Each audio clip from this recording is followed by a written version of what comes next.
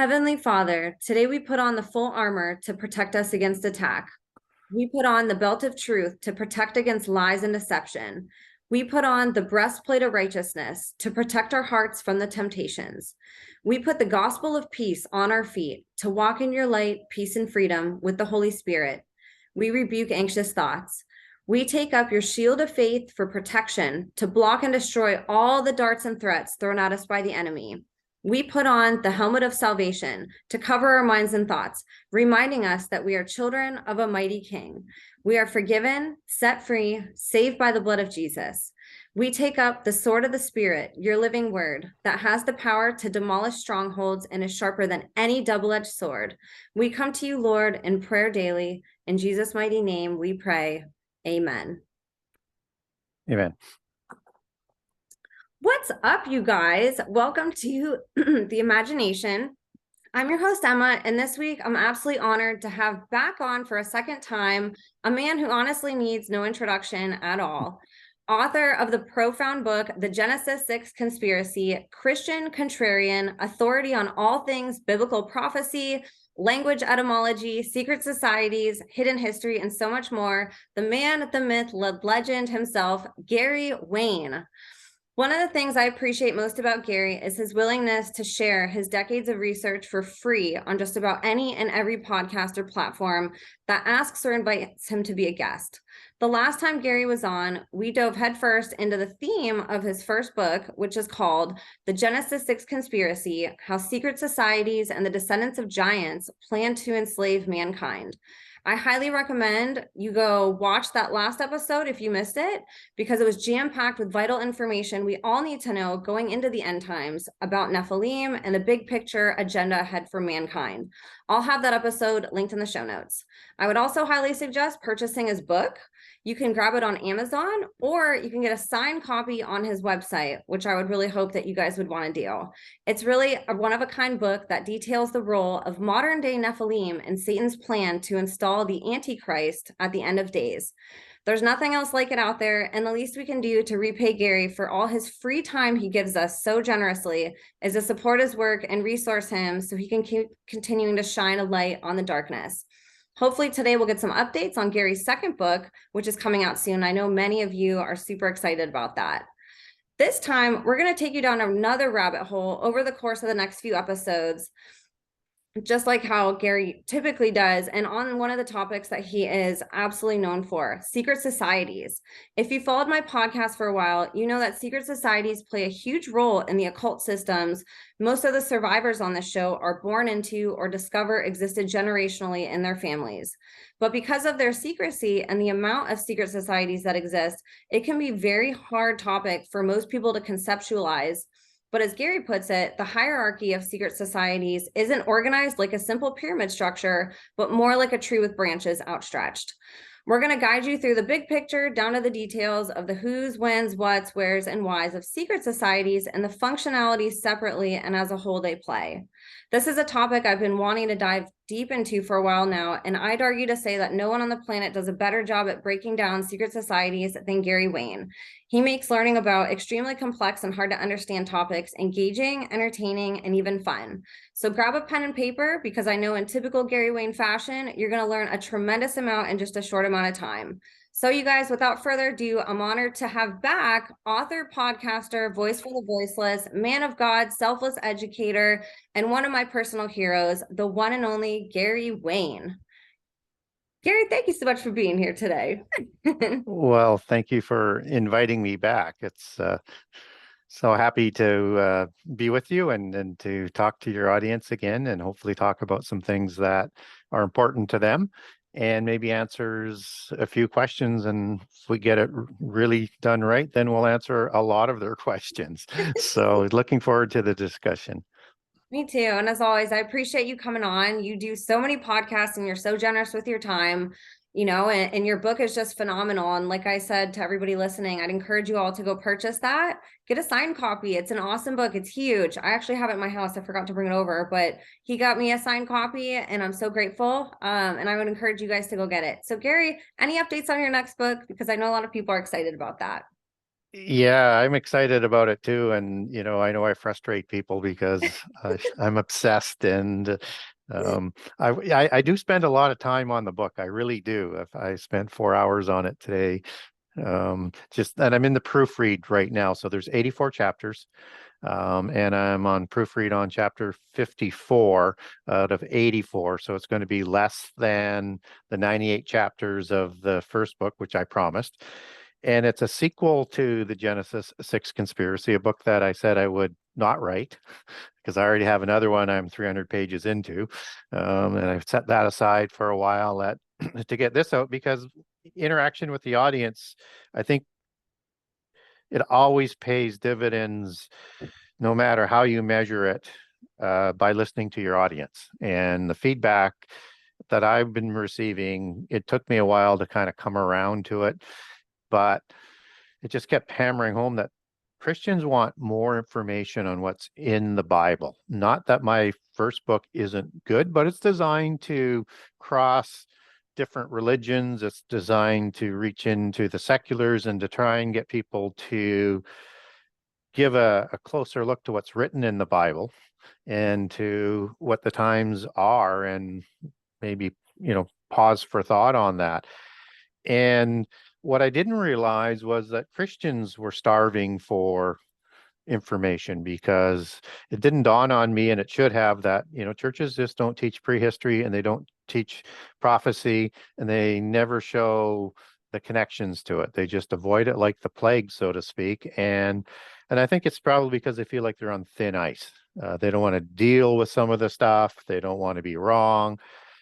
But if you try and sort of make the Bible normal, you're making a mistake because it's not. It's unique. It's distinct. It's the most supernatural book that was ever written. It's a supernatural book. So we ought not to shy away from the supernatural aspects of the Bible.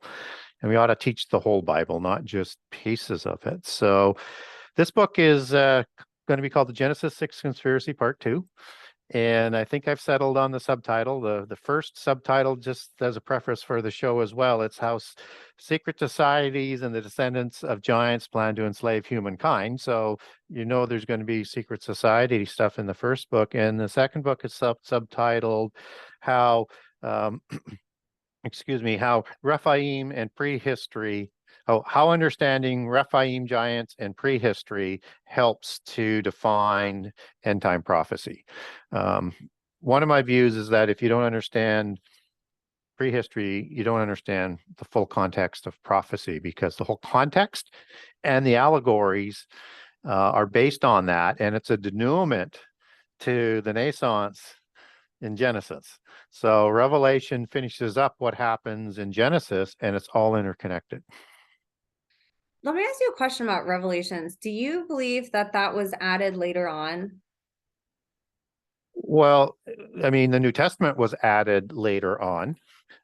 You have different dates of the manuscripts to the writings. There's always a debate over which John was the one from Patmos that wrote it, but he was an older individual. So I think from the more original manuscripts that they're using and the dating that we have for Revelation, there's a gap there of up to, say, 20 or 30 years. But that was still part of the generation that was still provided prophecy. And so I would say that having it added a little bit later than the other ones makes sense, because you can't make really sense of Revelation unless you have those other New Testament books. And you also need to have the Old Testament to make sense of Revelation. And so Revelation's got a very high standard, the book of Revelation. And that standard is it's a big book. It's the largest piece of prophecy given at one time. And if it wasn't the word of God, if it wasn't legitimate, it would have contradictions and pieces that just don't fit together. And I think that's what makes Revelation stands out with such a big piece of prophecy, and why it comes with a blessing or a curse, right? That you don't want to mess with it. And so you need to understand Revelation to understand all of end time prophecy. And I understand why people want to dismiss Revelation. I don't know whether or not that's where you were going or not, but they need to, because they don't want, there's parts of it that they just don't want to have to deal with, particularly the millennium, because that legitimizes who Jesus actually was. You can take a lot of the book of Revelation, match that up with the Old Testament, but the problem with prophecy that confuses people is that people, not people, let me put it a different way. There's a tendency out there between the eschatology approach, or people who are doing it um, perhaps with good intentions, mostly for good intentions, I hope, tend to leave out inconvenient passages. And that's where people get frustrated, because then they just sort of throw their hands up in the air. So you need an approach that, no matter where you are on the process to understanding that, you're doing it in a way that you can evolve that, and you should be directionally the same all the time. So if you come across a passage that you forgot about, missed, whatever, or somebody presents a prophecy to you, it ought to slide in rather well, because if you can't deal with one prophecy, your whole approach needs to be reset somehow, some way. You've gone astray. And so avoid those preconceived conclusions. And I know it's a lot of work. There's so much prophecy, but once you get the template, it fits. And that's the key, is getting the template, and then be prepared for all the people that say you're wrong. Except that they have contradictions, and they have to twist scripture, they have to twist verses in the Bible like a pretzel, reimagine verses, reimagine definitions, reimagine what Jesus was saying, who Jesus was talking to. They just bend over backwards in pretzel making to make their theory work, which it still doesn't, because you just can't ignore the inconsistency. Something's wrong. Deal with it and then move on. But what I find is that, and I get, again, I'm a contrarian, so I come by it naturally. I was surprised when I sort of got out into the media, that people didn't put all prophecy around what Jesus said. It was just, how is that possible? It's the reason why they have to do that is because it doesn't fit their preconceived conclusion. So then they need to reinvent what Jesus said, who he was speaking to, and the definitions to the word, and ignore the original Greek and Hebrew, because they can say, oh, that word then doesn't mean then, and when it actually does, when it goes back to the Greek word tot, and it's specifically designed to give you a chronological order, sort of endless, sort of that way. So I understand the confusion on prophecy, and I'm not trying to add more confusion. All I'm trying to do is say, hey, if you were like me, if you were totally frustrated with what people had said, and then I would really, as I said, my eyes opened as to how many different views that were sort of inconsistent from my perspective. If you're not looking for that, then I'm not going to be able to give you, here's the complete chronology. I can talk about it. I haven't put it all, because it's kind of a huge book in itself to link in every prophecy and put it in. But what I can do is provide people a framework and say, this is how I approach it, and maybe it will be helpful to you. And you do such a good job at that. That's one of the things that I think we should all be really grateful for, is that you have taken the time to compare and contrast different versions of the Bible, and not just the Bible itself, but how it's interpreted throughout the world, whether it's language, whether it's how it shows up in different cultures, and how that mixes and intertwines throughout the world. But ultimately, your message is always the same, that it paints the same bigger picture, regardless of where it's at. And I love that you're Yes. able to kind of decode that for people, so anybody can read your book and say, oh, that's what that means, or that's how it was intended to mean, based off all these different ways that one person was able to interpret it. Yeah, I think there's that Christians, again, I was surprised to learn about this. I had a strong suspect, and that wasn't the motivation for the first book, but I was surprised when I learned that people didn't realize that prehistory that came out of polytheism, which is most of the history that's out there in the world, like 99%. We have the Bible that may not even meet 1% of it, tells the same story through a polytheist lens versus a monotheist lens that the Bible provides for us. And it's told through the lens of multiple gods, which are the rebellious angels, versus the God Most High, the Word, the Spirit, and his loyal angels. Yeah, and it's so complex. And you, like you said, you can see why people get frustrated. For one, it's a big book and it's not an easy read. There is a lot of thought that has to go behind every verse and every word. And then it sounds like a different language almost whenever you're not familiar with that sort of text, you know? So Yeah. I think it's Well, awesome that you're helping Christians understand that because I get that a lot too. I hear that from people.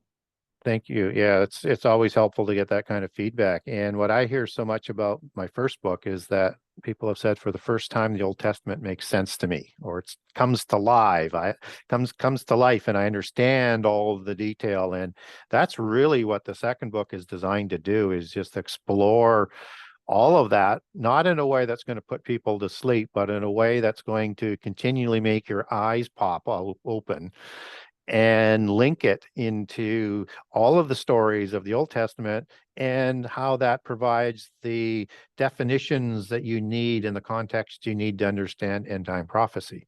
If you don't have it, you're only seeing part of the picture, and that leaves you open for deception.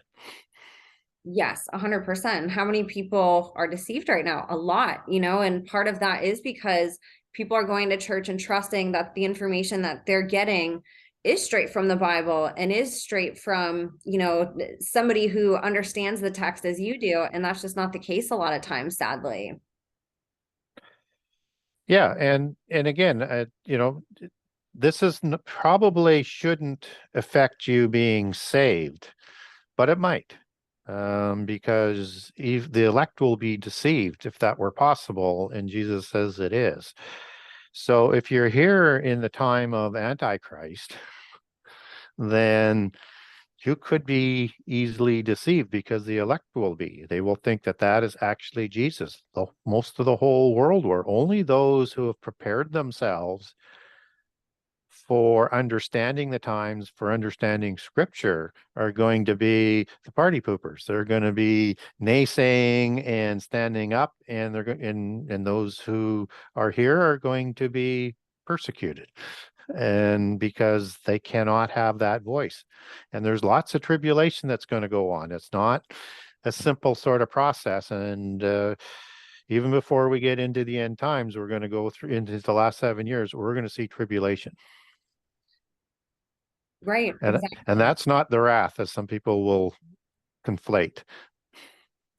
Yeah, and so many people are deceived right now, or just not, even if they are, you know, consider themselves religious or Christian, it's like they don't know the Bible, they don't know Jesus, you know? So it's going to be very interesting to see what, you know, these next few years and few decades look like and how everything starts to, I guess, come to Well, life. and we've seen what has happened to people who were opposing some of the control aspects of the last pestilence.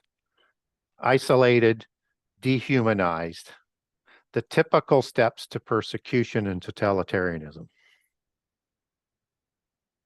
Exactly.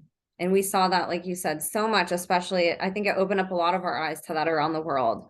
Now, kind of playing off of that, I'd love to dive in a little bit of what is the big picture of really, if you were to paint just an overview of what are the goals of the secret societies? What is the motive that's been planned for millennia? What is happening now? And what is the big plans, I guess, for what's to continue to happen?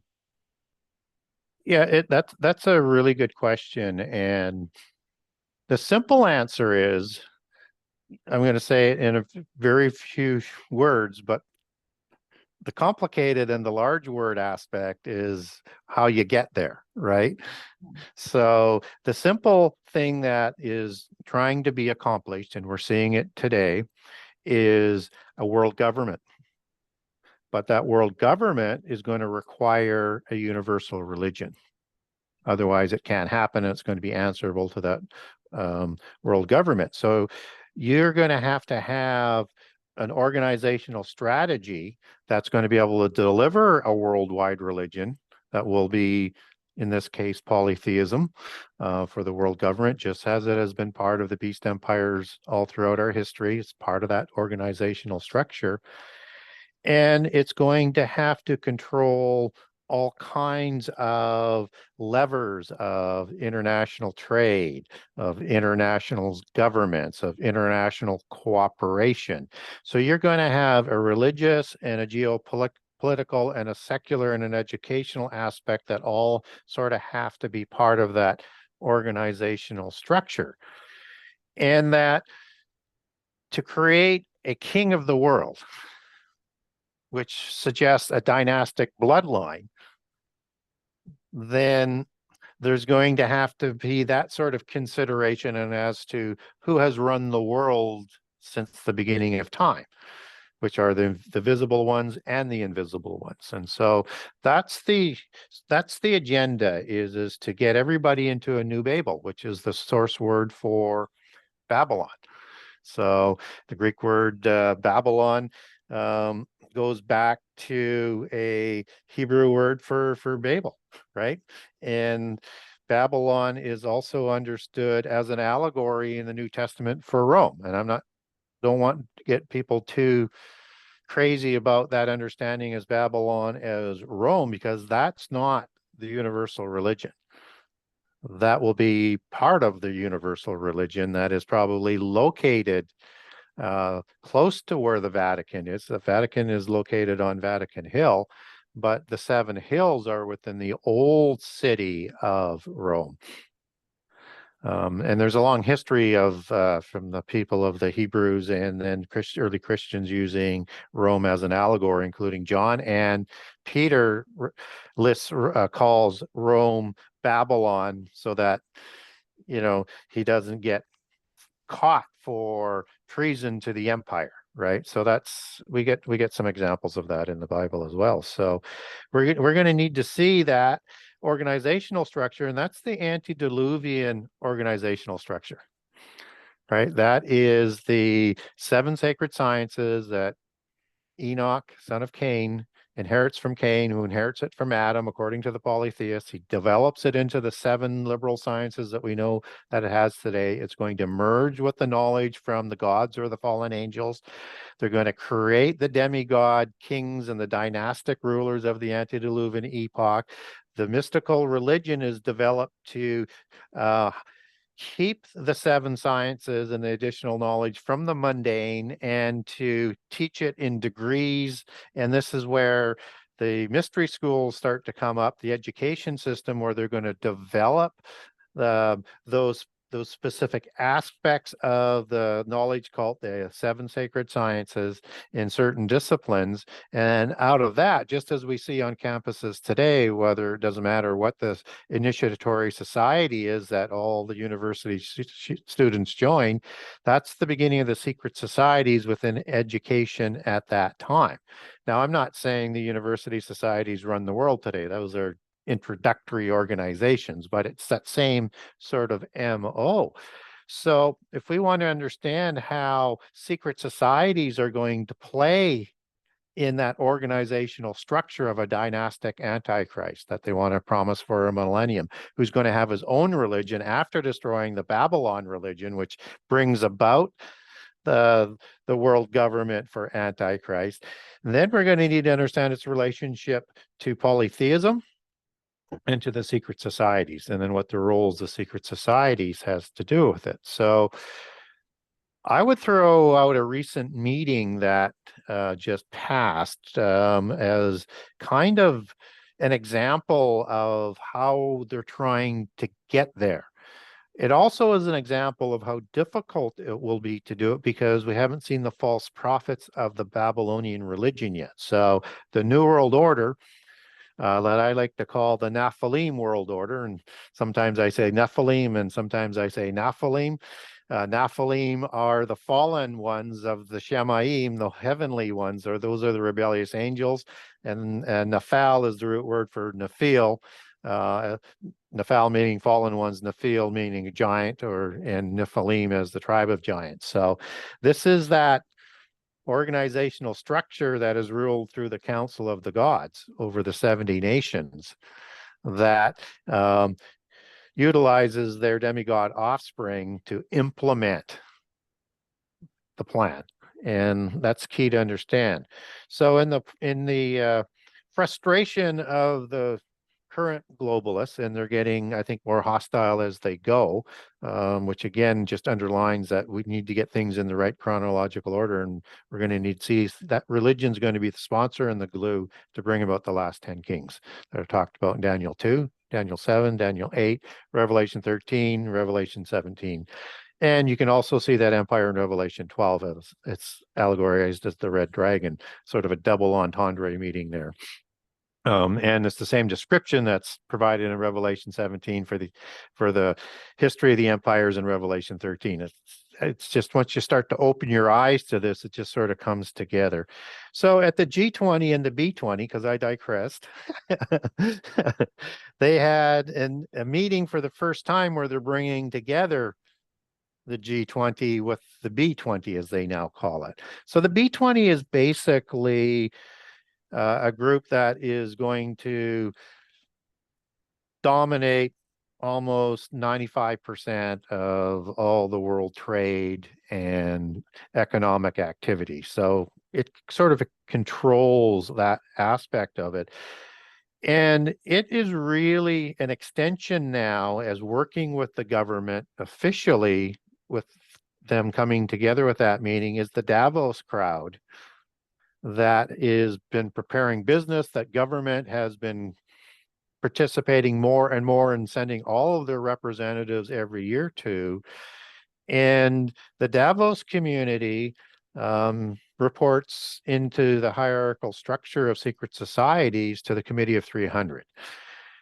So, and if you understand secret societies, which we haven't really talked a whole bunch, there's a hierarchy to it that you talked about as a tree, and it's the tree trunk. It's they call the thelemic tree. And it's also known in polytheist allegory as the world tree. So if you Google that, it has a tree that has roots that go into the earth, and it reaches up to the top of the firmament or into heaven. And it connects heaven and earth as part of their understanding. And in polytheism, heaven is in Hades, Sheol, the underworld, same place where the abyss prison is located. And the power comes from their heaven, the roots that reach into that, and then it goes up the thelemic tree to the heaven. And at the top of the tree is the 13 Western families. So I'll just name the thelemic tree trunk, and you have Freemasonry at the bottom, and you have 3rd degree York Rite in the old system, 33 degree Scottish Rite, which is first level of adept. Everything else is nonsense underneath. Only at that level do you start getting the real knowledge and the real secrets that they have to provide. And then as you go up, you have the Illuminati, and the Illuminati are active within the center and the core of the adepts of Freemasonry, and probably a lot of the Illuminati will oversee the regional Masonic groups, because you need to be on the old system 5th degree to be like a regional manager. And so Illuminati is moving up. These will have obviously an invitation in there. You have to be invited to become part of Freemasonry. You won't become an adept unless you likely have some new bloodlines and wealth that they want to add in, or you have at least weak sort of bloodlines back to the royales of the world, the nobility class. And the Illuminati will have a little bit stronger bloodlines than the ones below, but again, they're not that high up yet. It's the Rosicrucians that oversee the lower 2 thelemic orders, And the Rosicrucians are at the top level, the top 50% level, all what they call purebloods, all ennobled bloodlines. These are the tip of the royals that run the world behind the scenes. And so above them are the committee of three, or above them is the committee of 300. Above that is the council of 33 families. And then above that is the 13 families.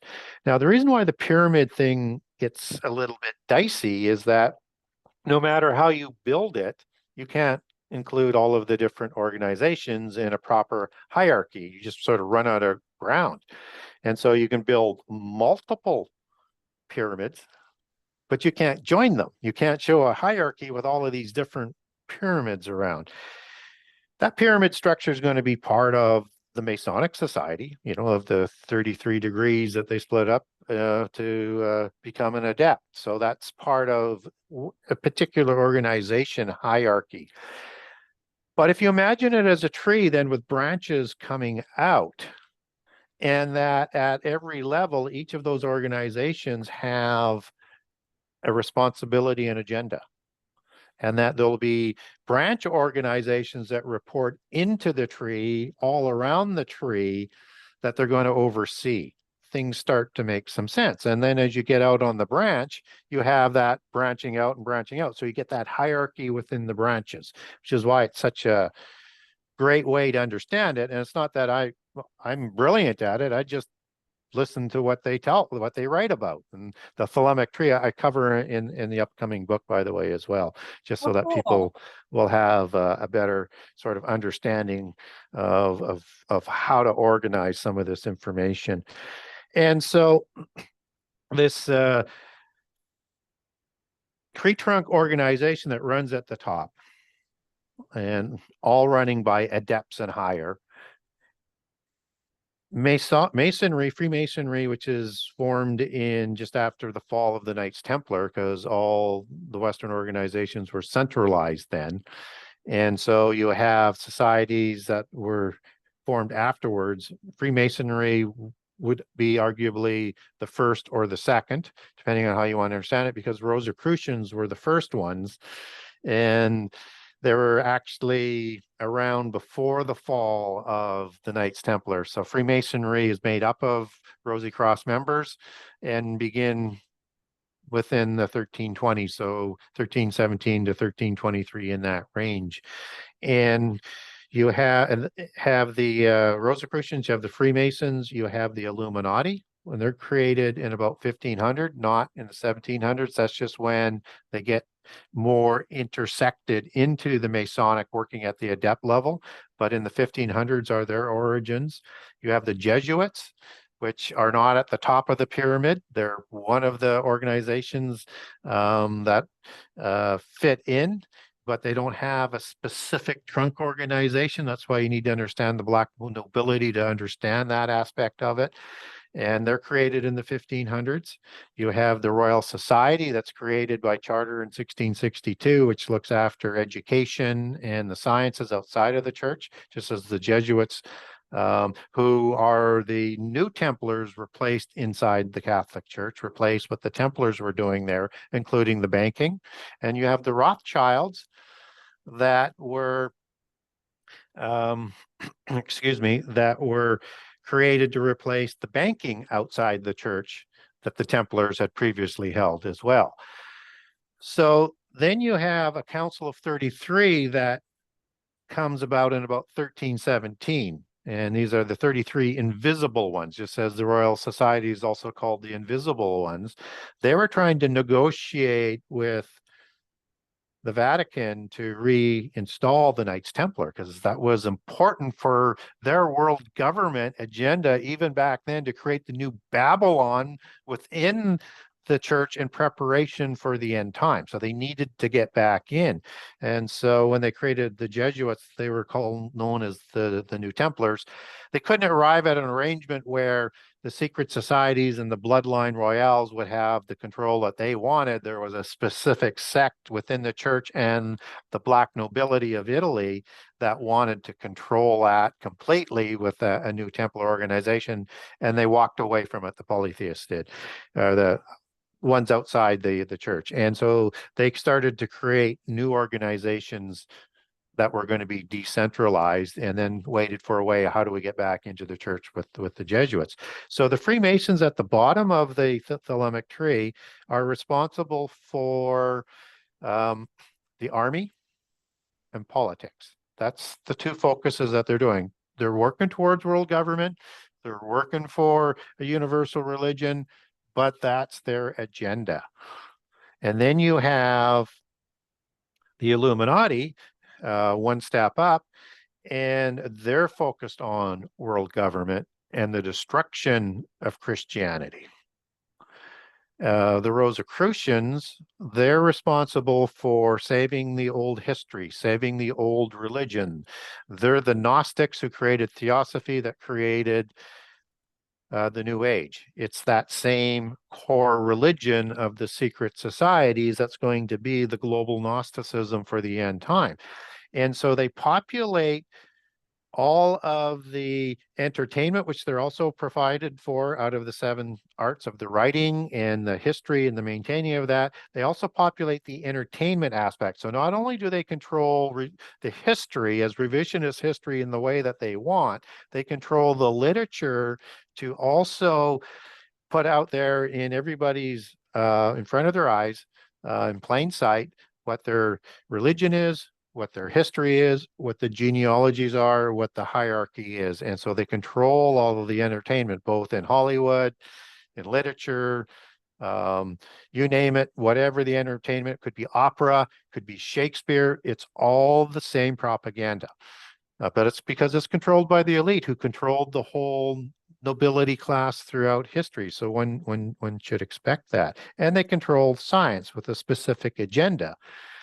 And so the Royal Society was created in 1662 as part of this central decentralization, and they were created by Rosicrucians and Freemasons. And the Smithsonian and all science and education still report to the Royal Society to this day, and they control all of that outside the church. The Jesuits control the banking and the education and the teaching, and whatever science that they're doing with their astronomy and other things that they do, archaeology, is all controlled by the Jesuits as they're preparing that for the Babylon religion. And of course, we have a Jesuit Pope today. So but you don't have a thelemic location for the Jesuits or the Royal Society. So the Rosicrucians are where that intersects with. So James Smithson was a Rosicrucian and a Royal Society member, and of the Bloodline family. So just sort of make that sort of quick connection. And the Jesuits, some people say they don't they don't cross into the Rosicrucians. I think what's probably more accurate is they cross in at the pure blood level of the Rosicrucians, at the top 50%, and into the committee of 300 that would also include the black nobility, right? So the Bilderbergers, for example, would also intersect into the committee of 300 above the Rosicrucians. And so the Rosicrucians were, before I got sidetracked there, that's what they're controlling, and they're overseeing through that hierarchy everybody below.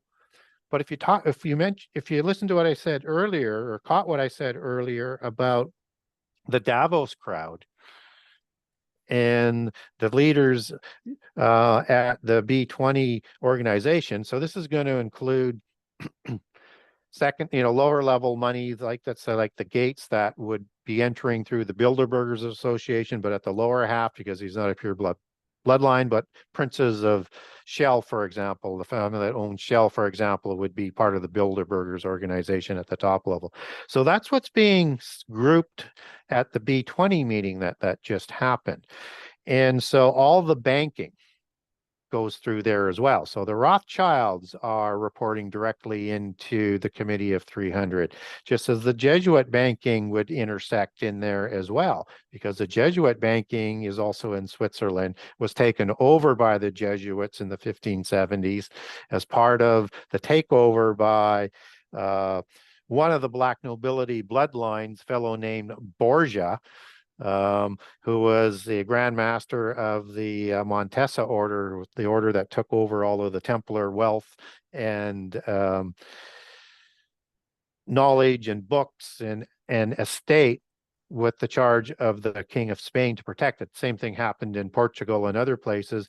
And so he was the Grand Master who sponsored Ignatius of Loyola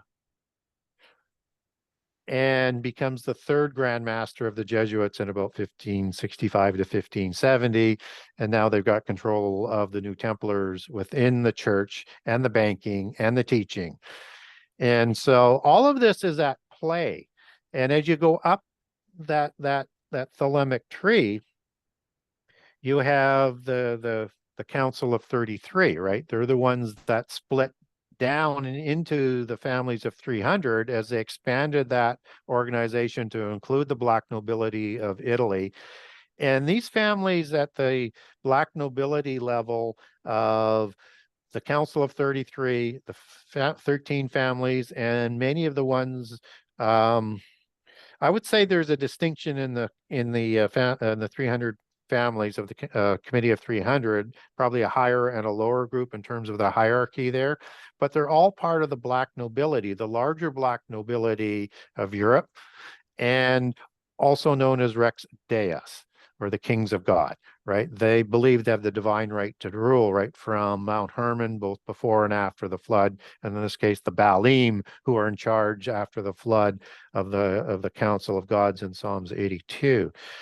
So if you can then imagine that they're responsible for those kinds of things, and the ones above the committee in 300, just before I move on, they have only sort of meetings within their own orders, their own royal orders, like the Order of the Seraphim or the Knights of the Seraphim, which is the Norse nobility, um, or the Order of the Golden Fleece, which is the Habsburgs and the Bourbon. And so each of the main families will have their own internal bloodline order as well, because you've got many generations and families and locations. And so that's all sort of handled within their own organization through those bloodline ones, but all at the top. And then everybody in the bloodline orders and the secret societies has a role. If you're a part of that family, you've got a role and something that you have to do. So everybody's working just to control this leviathan of a monster that controls the world. And so now if you understand the agenda, you can start plugging in the branches around the tree, right? As to how they would start to fit in. And it starts to make some sense. I think that's what people have the most trouble conceptualizing with all of this. There's a lot of people who will make a case and say, Freemasons are good. What are you talking about? Look at them out in the community. They're doing food drives, they're helping Yeah, kids, they do. food drives, right? But that's the thing people don't realize is that it's almost like, say, a corporation where there's the CEO and his team that really know the long-term goal, and the employees show up and they're doing a day-to-day job. They're not always let in on that bigger picture. They're just there to be the face of the company, to say hello to a customer that's coming in, to call on the phone, whatever it is, they have their duty. And these secret societies seem to function much the same way, almost being a major corporation compartmentalized into small divisions that each have their purpose. And then each person is given kind of their own title and role, but not everybody's let in on this bigger agenda, unless, like you said, you're one of either the chosen ones, invited ones, bloodlines, right? And so it's so important, I think, just to break this down for people so they can start seeing how it connects, and that it all really does work together in a way to, for one common goal. Yeah, and I would say another analogy that to sort of understand things is it's like a front. So they do good things. It gives them the ability to do things away from the activity of the day-to-day things, and they do good things at not at the superficial level, at the visible level, so that they can do things in secret at the adept level. And they have a hierarchy as well. And so the old caste system is what they're trying to bring back, the old feudal system as we would know it today, and that's a 4-class system, understanding that the dynastic class and the extended nobility or the cousins and stuff, they ran the priesthood, which controlled the religions. They ran the oligopolies. They ran the priesthood also at that time ran the teaching, and they controlled the army class, the warrior class that led the army, and also they had the governance through the king and the queen. Well, below that is a small, really small entrepreneurial class, blacksmiths, bakers, things like that. So, and then below that are the servants and the slave class. And that's what they're trying to do by breaking the middle class today. They want this larger controlled oligopoly part of the business aspect represented by the people that go to the Bilderbergers, Davos, Bohemian Club, B20 that we talked about. They want to set up a world of oligopolies of national socialism on a globalist scale so that they can control all of it as they did in the past. And the feudal system is that system. And it's the same four-class system that was imposed all over the world. So they have that hierarchy that's in there. And everything that they do, they have, as these branches funnel out, those organizations are working for people that are funneling back into the trunk. So a classic example for people from an entertainment sort of perspective is that, and for Christians on this, there's two authors that are spectacular writers, Tolkien and Lewis. Right. And they both are said to have been Christians, and Lewis more so than Tolkien, but they're best friends. And that to me is that sort of rouge, that storefront cover, because their works didn't produce Christian literature, and they never renounced their works. And everything was talking about the history of polytheism, their gods, their beliefs, and their genealogies. And the fruit produces that, but people say, well, they're Christians, so this is good stuff. Well, you need to be a little bit more critical on that. And that they said, well, there's no proof that they were in secret societies.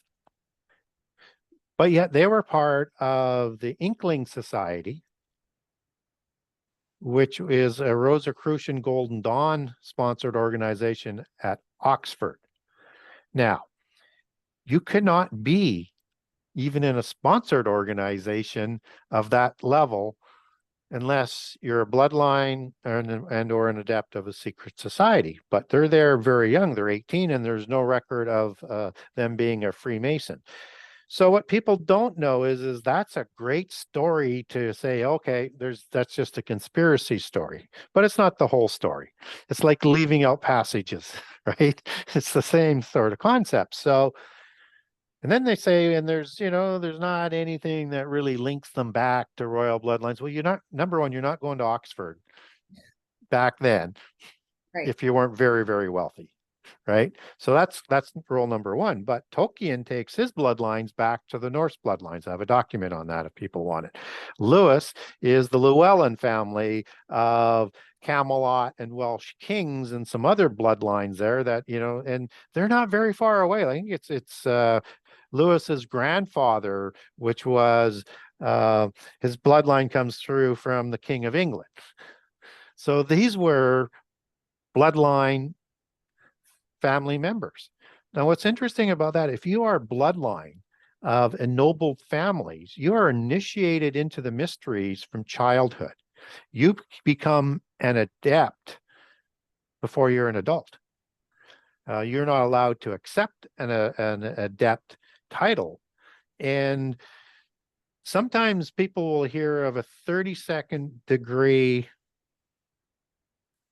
adept in Freemasonry.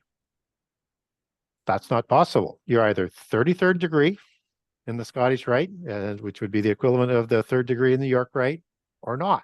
You're only taught the real secrets at the 33rd degree, so you can't be an adept.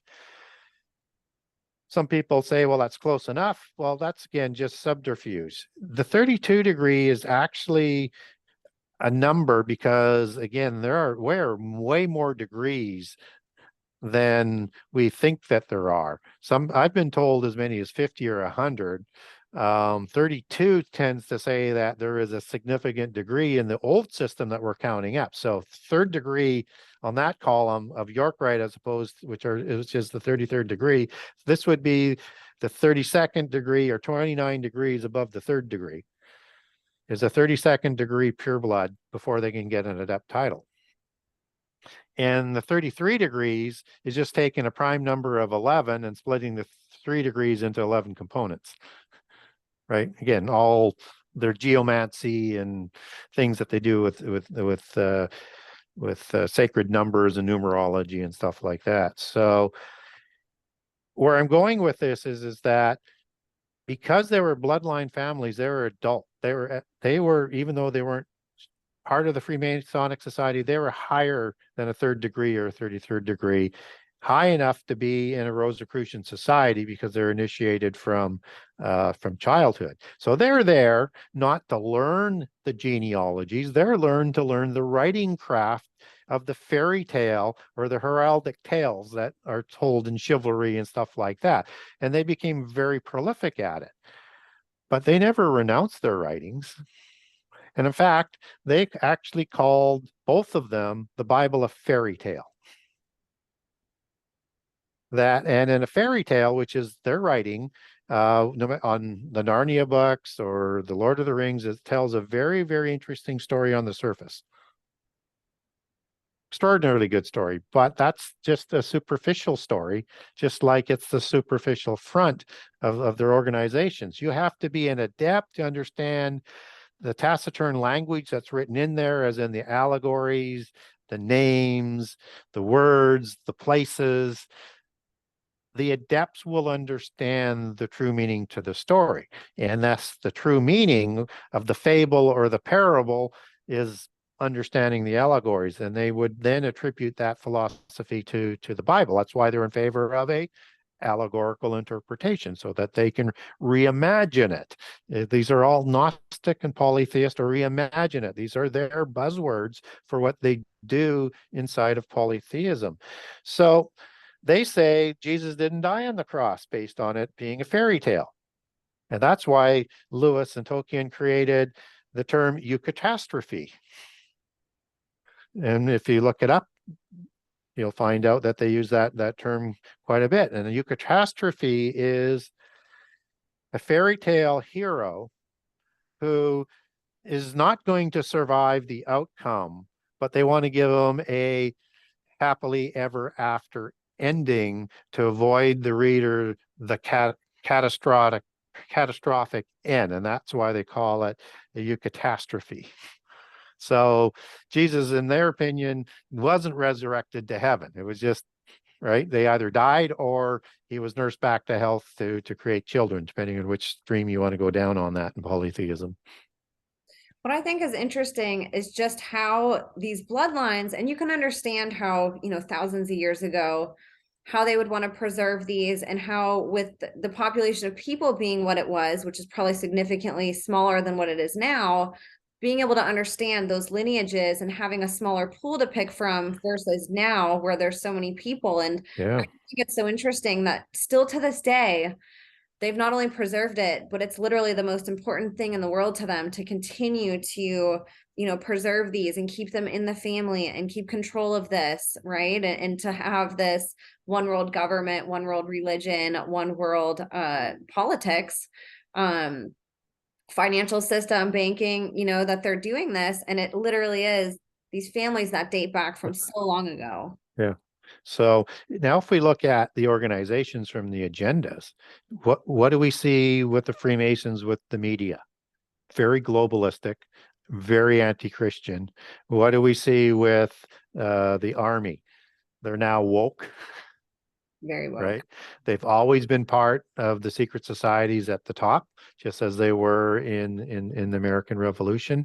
And they've been very successful of controlling that, and now in a way that's moving in that world religious and world government sort of direction. So the Illuminati is working on destruction of Christianity in all sorts of ways, and we see a defaming of Christianity all of the time. And they're working on world government with organizations along with the Freemasons, but more on a global scale too. So you can expect that they are very active, and they are at the United Nations. So you can see where they're living and what they're doing. And of course, the United Nations is very anti-Jewish, very anti-Christian, right? You see the fruits of what they're doing. And the United Nations, from where they do the work, I mean, they just created something called the guardian beast.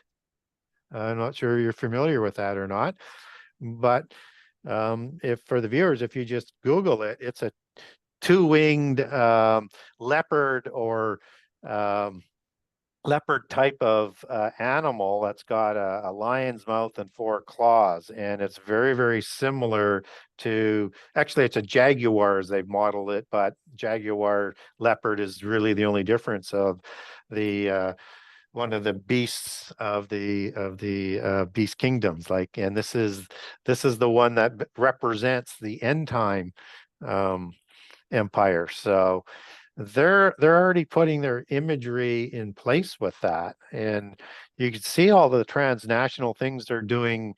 And at the B20, what they did in terms of getting ready for international digital passports, that will include vaccine uh, requirements, right? And they're also creating AI and the digital thing that's going to be able to go be packaged in that, so they can track what everybody does in the world. They're developing these systems. I mean, they talked about a system, that included mechanisms to validate vaccination while also supplying without sort of diminishing what they say national sovereignty, and to incorporate health policies and regulations and complete data sharing. They're building a beast system that the Davos people said in 2017 is going to be connected and shared through an implant, including digital vaccines, digital health, things like that. So you can see what they're doing to sort of to bring that about through the UN. And I just thought I'd throw that out for um, just for people to kind of think about. And so if we look at the Rosicrucians, they're there to bring about the one world religion. Okay. And they're working in partnership with the Jesuits. There's rivalries, sure, but they're working directionally for the same thing. And you see the Jesuits working within the church to try and unite all of the Christian churches, and now are working with the Jewish people and the Muslims in their Abrahamic covenant. And is it Abu Dhabi, I think it is, or Dubai, of where they're going to have their center and their buildings located. And the Pope is also working across into Hindus and other religions to have these discussions. Now, this can only go so far. So you need those false prophets and the catastrophes. But you see what they're doing. You've seen what the Rosicrucians have done in literature and entertainment. I mean, it just absolutely washes over our whole society. You see what the Committee of 300 is doing in terms of the globalization of an economic system and a beast system that's coming into play. And the bloodlines are always prepared with three antichrist figures at any one time, always ready. They want to bring about the end time before the ordained time, but they'll accept the ordained time if they have to. And of course they will, because they don't really have a choice on that. So all of this answers up the top. And to make this work, you have to have the money to do it. So we only see the superficial money in the world. The rest is off the books. The bloodline families have all of the wealth that, if you think that Mr. Musk is the richest guy in the world, nothing close to it. I got a number that was probably, it's now 20 years old, and it was 3 to 500 trillion at that time off the books was the estimated value that wealth that they had. So they Mm. control. So when you have the power and you're working behind the scenes, you have the money, you need the intellectual system to do something with it. But you have to have that money and the power. So that intellectual system is a push down from the top three groups on the thelemic tree into the other organizations to start to implement. And they keep working at it and they get their marching orders every year.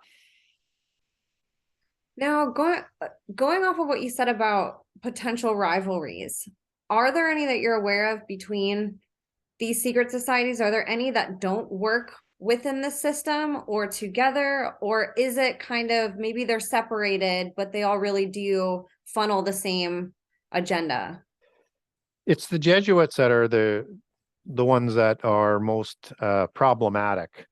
Um, and they actually had to be separated out of the Freemasonry early on because they were told to go do your own agenda, and the Freemasons have their own agenda. So they were disbanded in the 1880s, 1860, 1880 in that zone. And they were disbanded by a rise up of the royal families and said they've gone rogue and we're going to disband them. But along with the rise of the Mary apparitions, they were reassembled. And then shortly thereafter were given all of their original powers that they had back in place. And then, they were working, but they weren't as rogue and trying to be the dominant organization and run by specific Black nobility families to take over the world. They're starting to go rogue again, and they will go rogue before things, I think, completely come to pass. But they are still part of the larger organization, and they don't have the ability to bring about Antichrist in the way that they would like to bring it out. I mean, so if I can just sort of qualify that, if you go back to what I said, that there are three Antichrists on the go all of the time, that doesn't mean whichever family has those ones that have been selected, doesn't mean that the other bloodline families don't want their offspring to become king of the world, unless their family, the dynastic family of the world. They all want that. So there's rivalries that extend through the organizations from the Black nobility or the Rex Deus. And the Black nobility, it's the larger group that I'm referring to, which is Rex Deus. You have a Black nobility that is the Italian families specifically that go back to the Caesars, specifically like Augustus and Caesar and others that take their bloodlines back to the gods of Rome and back to the Etruscan gods of Rome, which is why the Seven Hills are so important, because the Palatine Hill is that was the center of the Sibylline prophecies. It was one of the major of two hills that were for the beginning of the city of Rome, and Vatican Hill was a branch of the Sibylline prophecies of Palatine Hill. So expect all of that to sort of come back into play. So that's where you see those rivalries that's coming up. And so you're going to have this religion that's got to come on, that's going to be partly controlled, but also partly at odds with the royal families and the 10 kings. So Babylon is going to sponsor the 10 kings. It doesn't come together until Babylon's there. It's the glue. It's the false prophets of apocalyptic destruction that comes through that's going to bring the world together. We see the shuffling into the 10 kings to the 10 groups of empires today, like Russia is trying to get their empire, China is trying to get their empire. We see a gravitation of 5 countries that will probably, 5 groups that will probably make up that Eastern group. And so, look for Germany to be part of that as Gomer, because they're going to need that energy. It's going to come down to that. So anyways, I don't want to get into the 10 kings, but we see that as part of the birth pangs today through the wars and the rumors of war as they try and assemble those bloodline empires. And as we're told in Daniel 2, they're on two different feet, 5 toes on each side, as they extend out of the two legs of the Iron Empire of Rome, just as it had two sides, with a center in Constantinople and one in Rome. And I'm not saying that Constantinople will be the religious center of 5 and Rome will be the other 5, but look for a religious center of that 5. Constantinople is the church of Putin that is working with Putin, and that's why the Ukrainians are trying to um, eliminate the Eastern Orthodox Church or delegitimize them in the Ukraine because they look at being biased towards the Russians on this invasion. But understand, Putin wants Kiev because that's the ancient start of the czars from the Rephaim Scythians that migrated to the Kiev area. So he's going to save Kiev. He wants that part of that empire. So we're starting to see that. Obviously, the kings of the East is going to be China. We see Xi from the Dragon Creator Gods trying to create his. Anyways, you see some of that starting to show up, but sort of look like that. And again, that's going to drive rivalries from around the world, right? So we're going to see multiple antichrists come up, and we can't be jumping at the first one. And there's going to be an ultimate secondary antichrist, if I can say it that, of all the antichrists. And Jesus said in Matthew 24 and Mark 13, there'd be multiple antichrists. It's also in the epistles of John, and it's also part of polytheism. They all have their own antichrist, whether it's the Mahdi of the Sunni and the Shia, which are two different ones, the new Buddha or Lord Maitreya out of the Aryans of India, whether or not it is any one of the bloodlines around the world. There's going to be multiple ones, but we get one that's called Gog, that is an antichrist type figure as it's defined, and Gog doesn't show up in the Bible in genealogies, but Magog does. Gog of Magog of Meshech, and Meshech is the etymological root for the word Moscow. So look for that to continue to develop. And Gog is an end time antichrist figure. And antichrist requires an antichrist to prove his false credibility as being the true Messiah. So just as Jesus comes back after the true Antichrist, Antichrist needs one that looks like that's the Antichrist, that he takes credit for and introduces an age of peace. So that's Gog of Ezekiel 38 and 39, which is the Joel 1 and 2 war, which is the Revelation 9 war. I know I went off into prophecy again. Sorry. No, that's good. That all goes with the big picture. I'd love to know, for people listening who are, I know you talk about being in the end times right now and kind of just the timeline that we're on. Have we seen an antichrist yet out of the final 3? We might be seeing that. You have Xi, who, depending on how long he's going to live for, is president for life. So the dynastic kings of China came out of the Shah dynasty, the Shah people. And these were the giant demigod offspring of the dragon gods, both before and after the flood. And the two main names that come out of the Chinese dynasties and the bloodlines are Li, which is one of the most common names of the world, but you also have Li's running all of the organized crime around the world, from the Chinese secret society, mafia organizations. You have Li's that have run, are in Southeast Asia. It's absolutely everywhere in terms of government and royal connections.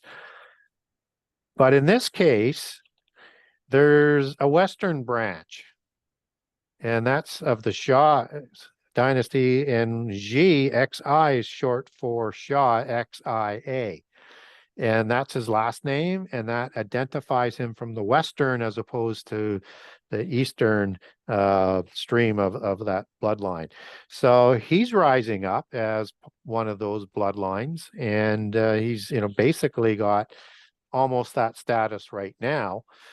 And you might even look at Putin as being one, because he certainly believes he's of the bloodlines of the czars. And here's how he gets there. So his grandfather's name, Putin, comes up in about 1850, comes out of nowhere, just appears, and appears with his grandfather. There's no record of a Putin name all throughout the genealogies of Russia before that.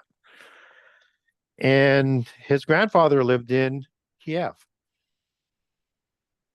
Interesting. And the bloodlines of the czars who created the original czars, understanding the Romanovs were a branch of this family that take over through marriage in about 1600 in Moscow.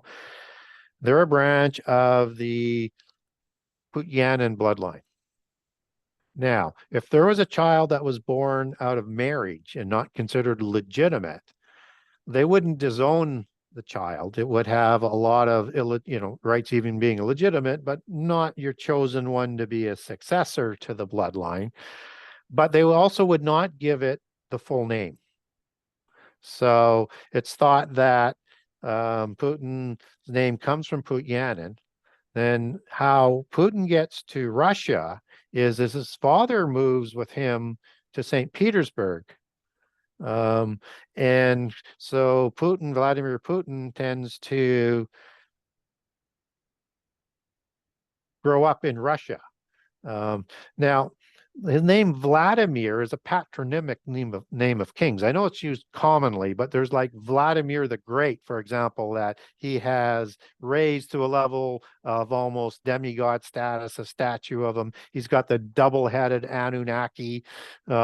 He would be initiated into the secret societies as part of the Royal Masonic Orders we talked about at the top. And so he believes he is the bloodline successor to the old Tsar Empire. And so he wants the crown jewel of Kiev in that empire. So he wants to rebuild that empire. And he wants to have a church that is going to give him legitimacy, a mythos and control over the people. So that's why he's working such a strong relationship and in support of the Eastern Orthodox Church.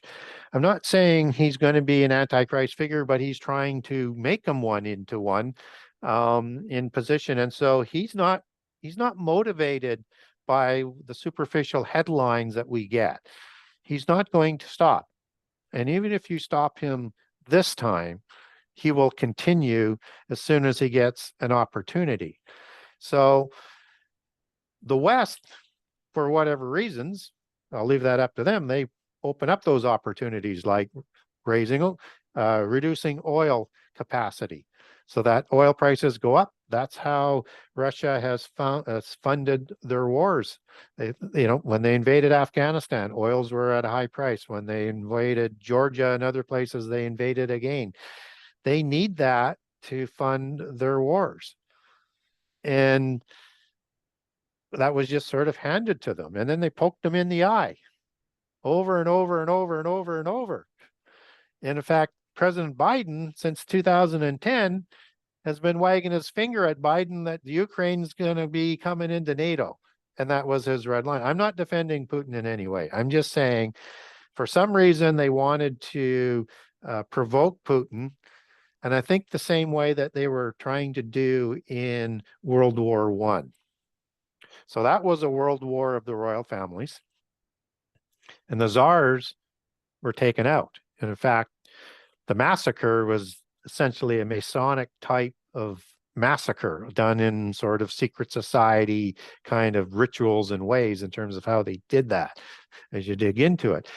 They believed themselves to be a pure bloodline than the Western Europeans who migrated out of the Middle East and had a lot of lower level bloodlines that were intermarried. So they believe that they are significantly more pure than the Anjou were in the Plantagenet, which is an offshoot of the Anjou.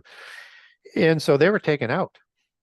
And there was a complete disagreement for whatever that disagreement was. Usually it's supremacy, just as the Basques were taken out. And the Basques were even considered them even more pure than the Kievan bloodline. And that's why you had the Basque diaspora, because the Europeans had more muscle. Now the Basques, just so people know, is they believed in their mythology, which I don't like to use. It's more what they believe in their history, whether it's true or not, but it's their history. They believe they were the survivors after the flood, that they begat the civilizations in Egypt, Sumeria, Scythia, and also in the region of Spain and southern France, where the Basques had settled, and they have the highest levels of Rh negative flood in the world. And so they look at them as being survivors from Atlantis, right, is basically what they believe, Homo Atlantis. So they have a mythos about that, and there was a falling out because you have these migrating bloodlines out of the Middle East, and they lost the battle. So there's rivalries that are always going on. That's fascinating. I mean, we know that there's always ulterior motives for war. We just see, it's like what you said, the propaganda. We just see what's presented to us on the news, but there's always so many different sides of stories. And I don't think people consider really, even people who are awakened to a lot of this stuff happening, that way at the top, there are things that happen that impact us all the way down here. And, it looks one way to us, like, oh, look at this war and we're going to war for this reason, right? And we don't realize that it's this top tier conflict, that's coming all the way down that we see. And it's just it's fascinating. Well, and look what happened in World War I. You had the elimination of the czars, you had an elimination of the Kaisers, and you had basically an elimination of the Habsburg dynasty and a fallout of the Spanish dynasty as well. And if you start to connect some dots, you see a creation of communism, which is social masonry, that was launched against the Russians to make sure that the white Russians didn't gain back to power, and they were funded to do that. They got out of control. Then they created National Socialism to take over Germany after the Kaisers, and to fight off the communists, which was a mistake. And then that got out of control. Communism was used to take down the Chinese dynasty, right? And you have this as an ongoing part of what the Western families have been doing to have a larger role. So a lot of what you're starting to see now is pushback from the non-European families, from bloodline families around the world who have had horrible things done to them in the background of all of this geopolitics. Yeah, 100%. From what you've researched, is there one central part of the world that holds the power geographically? Or does each place kind of have their own, dynamic and surge of power that they're embodying? That's a good question. So there's thought to be a worldwide 13 families that's above the 13 families of Europe. Okay. And all the bloodline families that you hear about, the bloodline 13 families of America, they're not in any of the top 13s. Those are the pseudo blue bloods. They're important. They're trying to intermarry and ennoble upwards through the generations, but they're still dominated by the European bloodlines in the West. But there's a 13 families that will have, and I don't know how many numbers. It's all virtually impossible to get any documentation on this. So I apologize. You can only pick up what you can pick up and piece things together from the outside. I think European families have more representative on that 13 families of the world, because There was also a wiping out of, almost a wiping out of families when the Spanish invaded Central and South Americas with the royal families. Now in 1520s, let me back up a step, but it was basically just the kings that were assassinated or anybody that they thought were going to be sort of upstart and start a rebellion. But in the 1520s, both Portugal and Spain reinstated all of the rights of the royal nobility of the Incas and the Aztecs and the Mayas, and they started to intermarry with Spanish and Portugal families. So they're there, but they're in the background. So like the Inga Roca, for example, the Roca family of the Incas would be a royal family that's still visible and around. Um, so one presumes those families are kind of sort of working together, but understand it's part of the damage that the Western bloodlines did to get the upper hand, right? So you're going to see this continuing sort of pushback against the Europeans because they're still there. They may not have as much wealth, but they're gaining that wealth and they're gaining on the Europeans. So that's another reason to expect a grouping of five, so that there's some sort of sense of balance that's going to be there. On the scale of end times, I've heard you say in a few shows that we're in the victory generation. What is that for people who might be new to that? Just kind of an overview of that, I guess. I'm sure that could be a whole episode in itself, but yeah, it's an excellent question. So one of the things that we have to have for Armageddon is a specific generation. And Jesus identifies that in his signs as part of the three overarching signs. There's the beginning of sorrows you get towards the beginning, which is the increasing of the intensity and quickness of the contrived birth pangs. In other words, we bring it on ourselves. And as you get past all of the signs that he provides in chronological order, you get the fig tree generation, and then it's followed by the days of Noah.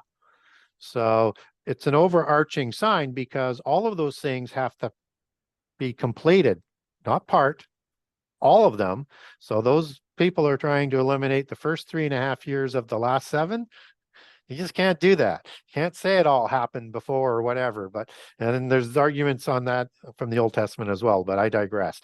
So there's a specific generation that all things that have to take place, and the world will pass away, but Jesus' words won't, and he's very clear on that. So what's the fig tree?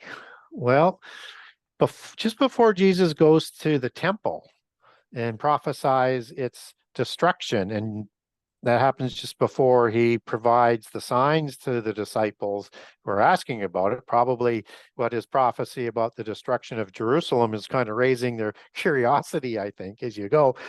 He's on his way and it's at breakfast time and he gets a fruit from a fig tree. And then he curses the fig tree because it doesn't bear fruit anymore. That's an allegory for the southern kingdom of Judah. And then when you see that fig tree in bloom again, that's the fig tree generation. And we know Judah is the fig tree from the Old Testament because it's included as the fig tree in its allegory, and the northern kingdom is the vine. There's not too many passages. There's a couple on each, and so you get that sort of linkage. And so we have to have the southern kingdom at least in play, and by the allegory specific to the visible Israelites that we have, the southern kingdom, because the northern tribes were lost, right? So it's the Levites, it's the Benjamites, it's the Simeonites, and the Judeans, and so they had part of the curses of the covenant handed to them, but in their diaspora to Babylon and by Rome at the fall of Jerusalem in 70 AD, they're still visible. They need to be in that land, right? And so in 1947, they declared their independence after the war. And then they fought the war in 1948. And so some people look at that as the start. And so biblically, we get, for a generation, we get 40 years in the book of Exodus and Numbers for a generation, generally a generation for a king, but it's called a generation. You get a reference in the book of Psalms at 70 years. And then interesting enough, you get Genesis 6:3 in the giant creation story, life being limited to 120 years for everybody after the flood. So it's going to be one of those. So if we look at 1947, 40 years doesn't work. It's gone by. 70 years has gone by. Although it fits with the Messianic period start to the prophecy of 10 Jubilees by the non-canonized Jewish prophecy of Jubilees. But I don't think that's what kicks off the last generation. It's plausible because 120 years still fits. But the other piece that has to be part of the end time is Jerusalem.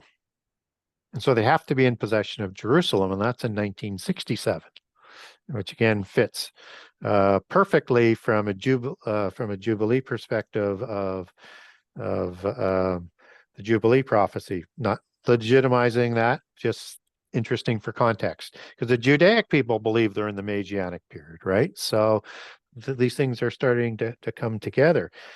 So I think it's Jerusalem. So, and I think it's 70 or 120 years, and also understanding you don't have to have the full completion of that generation. It's just that this generation will not pass until all of these things have taken place. So it's going to be less than that. If it's the 70 years, we're starting to get into that zone as being finished up in the 2030s. So, but if that's going to happen, things are really going to have to move quickly. And then you have the godless generation that the book of Timothy talks about, where you have a specific generation of hardness of hearts of people, so to speak, of a hubris, of a narcissism that I think we're starting to see come about as well. That's all, for me, wrapped into the fig tree generation. And I think we are in the fig tree generation. Yeah, it's really compelling how you've, I don't want to say discovered that, but really interpreted that from your readings. Just, I don't think that that's something most people thought ever in their lifetime that they would see, no matter how devoted they were to reading the Bible. I think it's fascinating to think that we might be the ones that end up seeing this through, and that it could be happening right now. Yeah, because we're starting to see globalism on a scale that we've never seen, and this fever that's hitting. I mean, from the G20 and the B20, the clear message is we're frustrated and we're going to turn up the heat. Which is exactly what they're doing right now. Yeah. So, but we're in the beginning of sorrows. We're not in the last 7 years, and one doesn't want to get ahead of chronology. So what is Things have to unfold. what is next? How does the chronology go? Just from, and I know that this is, like you said, there's many different interpretations, but from what you've studied, what do you think is to come and how soon? Well, so in the birth pangs, the beginning of sorrows, understand them as a birth pang. And the Old Testament defines this as birth pains over and over and over in the Old Testament, and just works perfectly in with what Jesus was saying, but sort of makes sense because he's the Word of God, and the Bible is the Word of God. So he's the spirit of prophecy. So probably it should be perfect, and you should look toward him to self-define his own allegories that he's revealing to us within his words. So that's why I always define everything within the Bible. So when we look at the birth pangs, they are wars and rumors of war, pestilence, famine, and earthquakes. And they need to be getting stronger as we go. And it's one of the key overarching signs. So we're seeing a pestilence that got stronger. They're going to do another contrived pestilence, and it's going to be worse still. You're going to see more wars and rumors of wars. They're trying to build these 10 empires of the end time. You're going to see China invade Taiwan, take other countries. They're going to build that empire. You're going to see lots of wars that will come about from that, but it's just building and it's preparing the world for the last 7 years. And so you're going to see these contrived catastrophes work together, right? They'll be coming stronger and together, just as war could cause famine or pestilence. That same with earthquakes, and the way earthquakes are increasing, there's something that's going on in the earth that I think is triggering these earthquakes that will cause the calamities so that they can bring down the national borders and sort of try and bring about it. Because as they say, never waste a good catastrophe as an opportunity. It's an opportunity to move the agenda forward. So expect all of these to get stronger, start working together. We're just really starting to see some of that. So there's a ways to go. And so much so that the intensity will increase in the time of the opening of the seals, which is going to happen either at just before the opening of the seals, or just before the start of the last 7 years, or just after is the opening of the seals. I actually think just before is the opening of the seals to the start of the last 7 years. And people are wondering what I'm talking about in terms of the last 7 years, where that comes from. That's Daniel 9:27. We know it's the end time because in Daniel 9:26, it's described as at the end, which is the Hebrew word ketz for the end time, for the last days. It's the week that's been saved, not part of the week. The whole week has been reserved for all prophecy and vision to be fulfilled in the last 7 years. And Antichrist will negotiate that treaty, but is not Antichrist yet, not to the midpoint of the last 7 years, which is the abomination. So at the point of around the start of the last 7 years, you have the opening of the seals, and we get hit with this increasing of intensity. So that's 25% of the destruction of the world, 25% of the people, 25% of the land, 25% of the animals, 25% of the waters are spoiled. It's just beginning.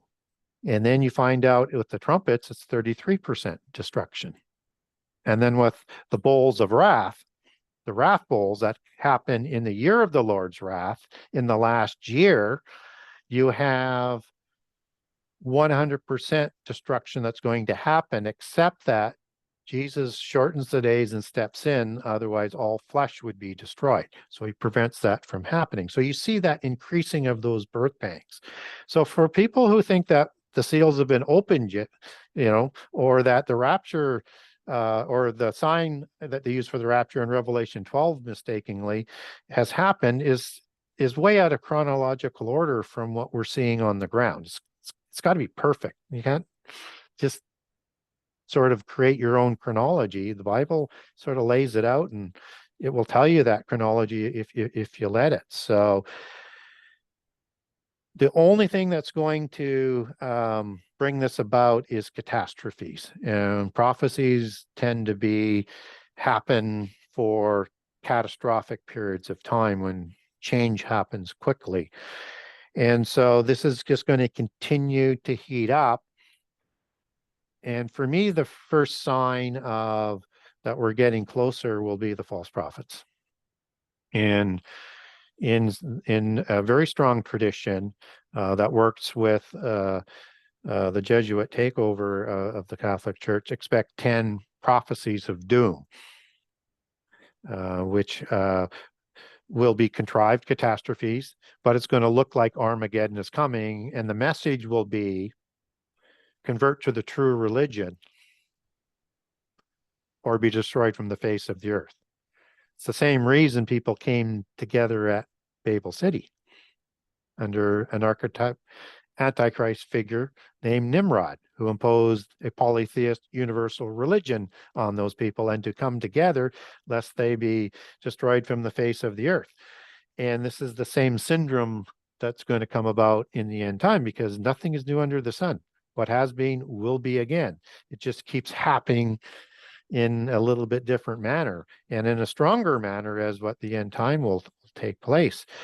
So when we start to see that, we will start to see an ability for one religion that is scaring people into this belief system to come together. And the solution will be, we have to be a world government. Now, that might include an alien representation or introduction to us as part of the deception. I expect it probably would be. And again, we start to see that getting closer as well. And so we know that only a universal religion will be able to permit the sacrificing to begin again on a wing of the temple in Jerusalem. And for people that are reading different translations, that could read overspreading of the temple or an extremity of the temple. When you take that back to Hebrew, it means a wing of the temple. So an extension onto the temple where that sacrifice.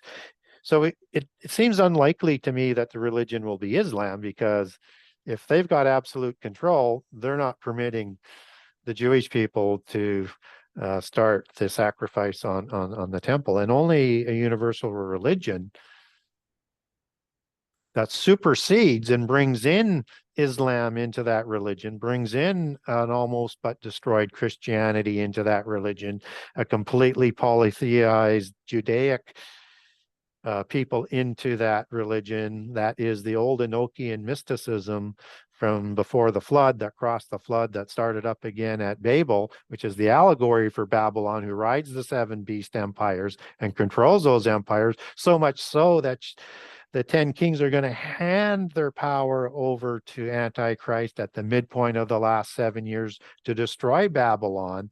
And then he will set up a religion their fathers did not know. So not the pantheon that is standardized worshiping. This is going to be the worship of Satan and Antichrist, and a probably alternative goddess like a Sophia. Well, and it goes back to what you were saying earlier, where you can't understand the history if you don't understand where we're going, right? And this is so important for people to understand, because it makes everything else make sense if you can get a big picture view. Details help, but just understanding where we came from, where we're going, and how we've gotten there along the way, and how secret societies are the ones really pushing this whole agenda forward, whether it is, all of them working together, and then also the segregated compartmentalized sections of all of these different secret societies that have their own functionalities. Yeah, you need the big picture to understand the context, to be able to ask the critical questions. What's motivating this? What's pushing that? And once you see that, you'll have a better picture of how things are going to unfold. But because it's the not totally unified spurious forces who have rivalries, then it doesn't always work the way they want to work or how you might think. But directionally, it always sort of lunges forward just differently than what you might think.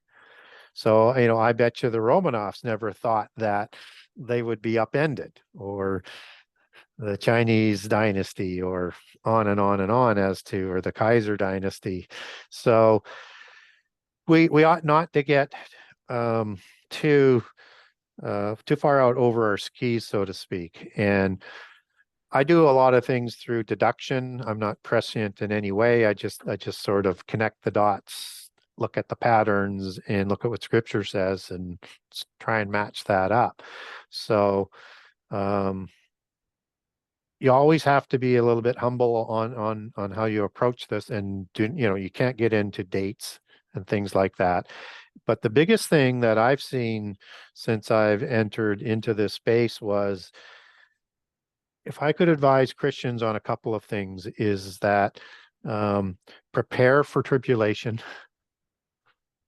Don't get too distraught if prophecy hasn't unfolded the way that you thought it might. And to stop pointing fingers at every president that comes along as the Antichrist. And don't set dates, because all of this will erode and destroy our credibility to explain people when we have too many that are out there on a limb that just gets hacked off because they were dead wrong. 100%. And for going back to what you said about preparing for tribulation, what would be your guidance if somebody's asking themselves, well, how do I do that? Well, first of all, understand that we're told in the New Testament that all Christians will go through tribulation to get into heaven. What the degree of that is different, and that to prepare for this is to get knowledgeable on the Bible, and so that you aren't going to be deceived by the deceivers, because they're going to turn the Bible inside and out. They're going to manipulate it in 1,000 different ways, and they're going to fold it into their universal polytheist religion. And they're going to come about it and say and come up with false evidence that Jesus did not die and was not resurrected on the cross, and that was just an allegory. They are going to reinvent everything that the Bible says in a way that takes prophecy chronology out of order, because they have to get there. Otherwise, you would recognize the Antichrist when he comes, right? You wouldn't be deceived. And the only way Antichrist can deceive that many people is to move up the timetable, or try to move up that timetable to present that deception, so that he can create that counterfeiting of being Jesus. And so preparation is learning about it, and then communicating that to people. And I think when you do that, I think you're going to find that things are going to piece together. But don't go at trying to sort out the Bible from an eschatology perspective for any of the set patterns that are out there, because they all have preconceived conclusions which drive their interpretations. And I would also say the more you can understand about prehistory, the better you're going to understand the context. And if you put everything around what Jesus said in the order that he put it in place, even the book of Revelation, you'll be able to figure it out, because everything will start to fit. There's a caveat on the book of Revelation. You get, after the opening of the seals, as around the beginning of the last 7 years, you get to a midpoint by say verse 10 of Revelation 14. And that's after the two witnesses and the 3.5-year commission they have, and the preaching of the gospel that they're part of. The 144,000 is part of that as well. Their commission ends in Revelation 14. And you also have an angel that is completing the preaching of the gospel that Jesus talked about in the first 3.5 years before the abomination in Matthew and Mark. And that you have a summary of the last 3.5 years that follows the point where the 144,000 are pictured in heaven and called the first fruits, as part of the first fruits of the resurrections, which gets to a close finishing of that resurrection point, and then off to, well, I won't go into that because people may get turned off on what I say next in terms of a timing of a rapture on that. Not turned off, but disagree with would be a different. But just look at it from that sort of perspective. And so then in Revelation 15, you're getting the preparation for the Great Tribulation, right? And if you understand affliction in Matthew 24 8, you have a word that's called affliction there. That's the Greek word thalipes, which is the root word, same word for tribulation, that is used and translated thalipes as tribulation in the Great Tribulation and the second half of Matthew's oration. And that word tribulation there in Mark's account for the Great Tribulation is translated as affliction, which goes back to the same Greek word thalipes. And those in Revelation 6 who are waiting for those yet to be martyred like they were, that show up in Revelation 7, comes out of the great tribulation of the saints. That again is the word tribulation, right? And so, and that's the Greek word Philippes again. And so that's the tribulation of the saints in the first part of the tribulation. And the great tribulation culminates with the year of the Lord's wrath. And you have the great tribulation is the great tribulation of the world not seen since the beginning of time. This is not tribulation. This is not wrath. Wrath is two different words that are used in the end time, and there's other words that come out of those words that may show up as vengeance. But those two words are not Philippes, it's thumas and orge. And they have a word and a definition and an application that matches up with the Hebrew word for wrath, which again has three different words that are used for it, all meaning the same thing, and it matches up perfectly. So you have a way of separating that. And that will also help you understand that the 10 days of tribulation in Revelation 2:8-10, which is the Greek word thuples, happens before, by implication of days being a day being a year, just as the week of years is 7 years or 7 days in a week. And just as you've got the abomination at the 3.5 year point, just as Antichrist reigns in the last 3.5 years in Revelation 13, just as you have 3.5 years of the Judeans fleeing Jerusalem that are protected by God, waiting for lost Israel to be and Judah around the world to be taken in Exodus, led by their Messiah Jesus in the book of Micah, as it's described there. They're going to be protected. Those ones that are fleeing Jerusalem are going to be protected in the wilderness for 1,260 days, 3.5 years.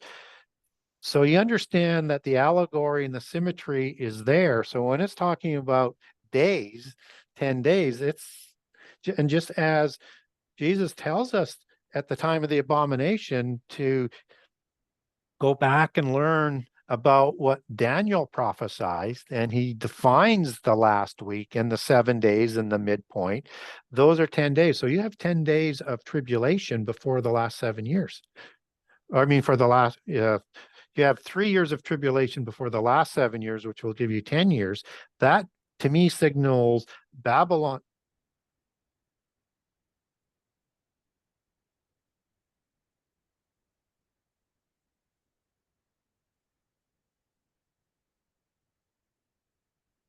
Little technical difficulties. Yeah, are you still there? I can't see Yeah. you. I can hear you. Can you see me? Yeah, I can see you. Huh, wonder what happened. I have no idea. There we go. Better? Yeah, I can see you now, so I can now look for my camera should be on. You should see me now, I right? can see you, yeah. Okay, so I'll just try and pick up on that. Obviously, somebody doesn't want me to get this message out. Right. So when you want to prepare for tribulation, pray for a rapture sooner. Be prepared for tribulation and that you may suffer it a lot longer, and you may be part of the first fruits of the resurrection. And if people aren't familiar with that, Christ, the first fruits, and then when he comes, those who are asleep and those who died, or those who are asleep who died in him, and those who are still alive, right? So you start to see the chronology just start to slide into place and everything starts to make sense. But if you start to confuse tribulation with wrath, the timeline just goes like that. And then you can sort of bend it to any way that you want to do it. But 100%. now you've got to say that Jesus didn't put things in chronological order. Right. Yeah. And it just goes back to what you're saying before as well, where, Christians really need this information because they've been so misled, whether it was from their church or their mentor or just, misinterpretations or not actually just picking up the Bible and reading it, So I really appreciate that you offer this to everybody and you're so generous with your time because, I mean, this is probably the most important time in history for people to be empowered with this. And it makes everything that happens in the world, when you can understand an overview of this, everything really does start to make sense, and it doesn't seem so random. It's almost predictable in a way. You can say, oh, okay, I didn't know it was going to be Yep. this or manifest this way, but I can see how this fits in with what I learned over here, so I Yep. really appreciate that you break that down for everybody, and you do it in a way that's so palatable and easily digestible for people who might either be new to this, might be nervous about it, or just might, not be interested in it. You make it really, entertaining and engaging for people to learn. So I really appreciate you. Yeah. And what I like about, and I encourage whether or not you end up where I am in my opinion and conclusions or not, when somebody challenges you on something, you can give them a logical, biblical based response, and they'll either agree or disagree with that. But you won't be discredited. And so I have something I can send people if they want to get a hold of me through, excuse me, through my website. It's only going to be sort of guideposts. I have a 10-point approach that I use just to make sure that, and the only reason why I assembled it was because I would get asked, what is your approach? Well, I don't have an approach. Well, I guess I do. And I thought, well, what is it? And so I just list those 10 guidelines that I do, and it lists it. And, some of the important ones I mentioned, a couple like put everything around what Jesus said, not vice versa. And never apologize for Jesus. I mean, never. And another one that's important is do not leave out inconvenient passages. So it's simple bullet points like that I use. Another one is as I've mentioned, you need to understand prehistory to understand the context of what is being talked about in Revelation. So if you don't understand prehistory, you won't understand the significance of the references to the mighty and powerful men and princesses of Revelation. You won't have a clue to what they're talking about in a real sort of expanded context. So if people want that, I'll send it to you. And I found that people have found it helpful, but what it won't do is do the work for you. But as we go, I put out more and more documents on stuff, but I thought about doing a whole book on just trying to lay out the chronology. It just would be huge. I'm not sure you could do it in a way that people could get through. So if I can find the master key on that, I'll do it. Either that, I'll just do it in parts. But Well, if anybody can do it, it's you, Gary. well, So we'll excited see. that you have another It's book, and that's awesome to hear yeah, too that you have a book that you kind of set aside that hopefully you'll get to at some point. So there's, yeah. maybe a third book that you'll have. Where can people contact you, ask you for documents, find you on social, and connect with you? Yeah, the best place to get a hold of me today is through my website. That's the Genesis6conspiracy.com. That's Genesis 6, the number 6conspiracy.com.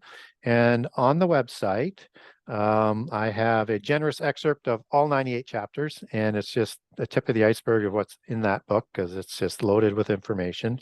But you'll get a good feel for the book, whether it's for you or not. And that's the best way to get a hold of the book is through the website because you can get a signed copy there, and I have a page for offshore for the US and for Canada.